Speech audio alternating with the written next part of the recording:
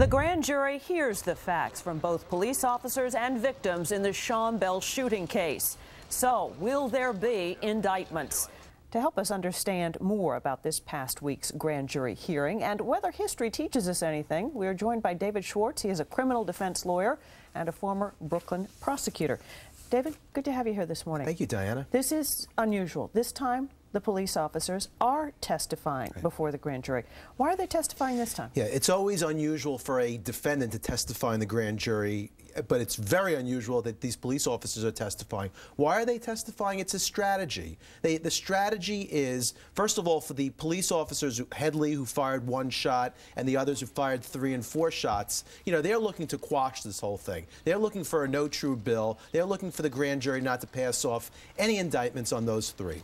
Now, as far as Oliver, it becomes a little bit more complicated. Oliver is the officer who fired 31 shots. He fired 31 shots, and there's going to be an array of charges presented to this grand jury on Oliver. He's going to be charged with the murder, he's going to be charged with manslaughter, and he's going to be charged with criminally negligent homicide. I think his strategy is to try to minimize his exposure, to get the grand jury off that murder, that depraved indifference for human life aspect of the murder charge, and try to get it down to reckless manslaughter, which is the manslaughter in the second degree. But these officers are not testifying without immunity. I mean, their testimony can be used against them down the road when this goes to trial. So it's a big risk.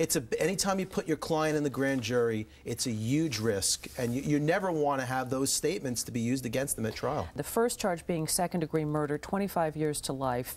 What would it take for the grand jury to come back with that? Yeah, they have to. The grand jury must decide that the police officer showed a depraved indifference for human life, this malice, this wanton disregard for life whatsoever. And the best shot at that would be Oliver, the police officer who fired the 31 shots. At what point does it become unjustifiable? At what point? And of course, justification in this case is going to be a defense. Second-degree manslaughter, 5 to 15 years. Right.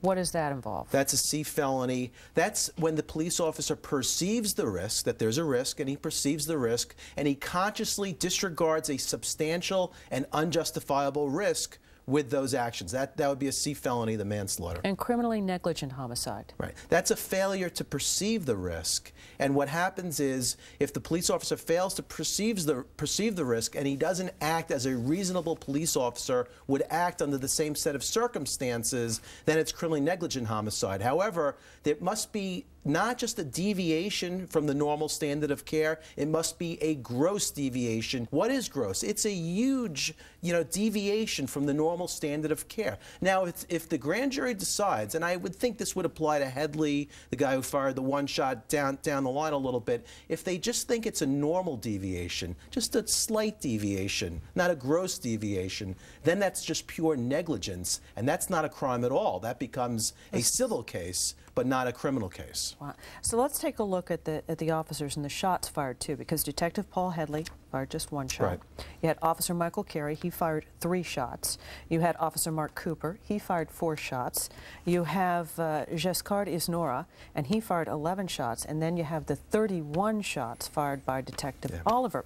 So is it most likely that we should expect that there's going to be kind of this, as I said earlier, a sliding scale of charges here? I think that would be fair and appropriate of this grand jury. I think you should see a sliding scale. I mean, clearly, Headley does not have the same criminal culpability as Oliver has. Oliver fired 31 shots. Headley fired 1 shot. In fact, But you heard the bishop. I did. And the reverend I disagree. Early.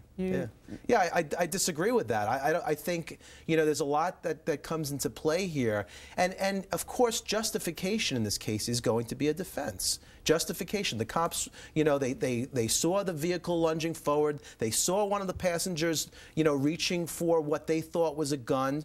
The question becomes, were they justified? Number one, and second of all, at what point did the justification stop? Was it 4 shots? Was it 5 shots? Was it 6 shots? That's for the grand jury to decide in this case. So not only are you not going to hear from them, you're not even going to know what was charged in that grand jury. The DA has discretion in how to charge out a case.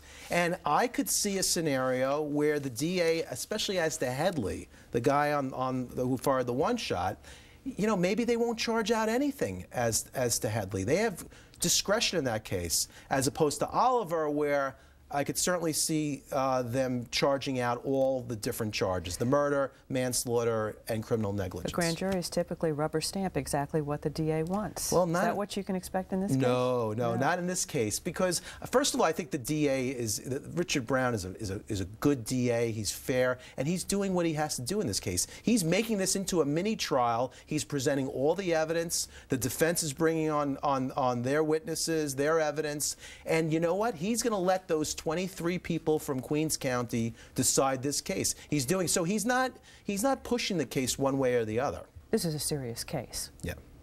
Oh, absolutely. I mean, they're gonna know this is a serious case. Hopefully, they're reasonable people who are going to decide this case. They're going to take the time out to really analyze this case. Obviously, not treat Headley like Oliver. You know, it should be a sliding scale approach, and the three people, the officers who fired 1 shot, 3 shots, and 4 shots, respectively, should be treated differently than an officer who fired 11 shots or 31 shots. We'll see what happens. We'll see what happens, Diana. We'll see what happens.